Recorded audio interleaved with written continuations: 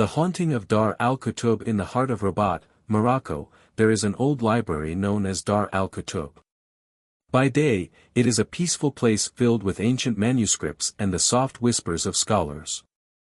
But by night, the atmosphere changes, dark shadows stretch across the walls, and the air grows heavy with something unseen. In 1993, a young student named Youssef was working late in the library, preparing for his exams. He had heard the rumors, stories of strange whispers, books falling on their own, and even the ghostly figure of an old man roaming the halls. But like many skeptics, he dismissed them as superstition. That night, as the clock struck midnight, Youssef was alone. The only sound was the faint ticking of the ancient grandfather clock near the entrance. Suddenly, a cold breeze swept through the room, making the candles flicker violently. He looked up, confused. There were no windows open. Then, he heard it. A soft, wheezing breath, coming from the far corner of the library. His heartbeat quickened. He turned his head slowly, his eyes scanning the dimly lit shelves.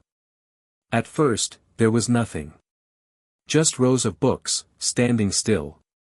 But then, movement, something shifted in the darkness.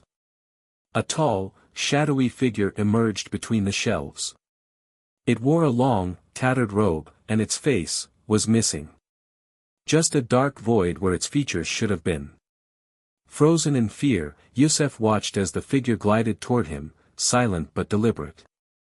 He wanted to scream, to run, but his body refused to move.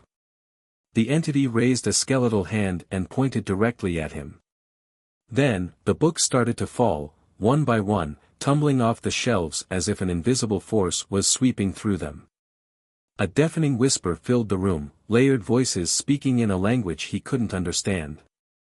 Terrified, Youssef grabbed his bag and bolted for the exit.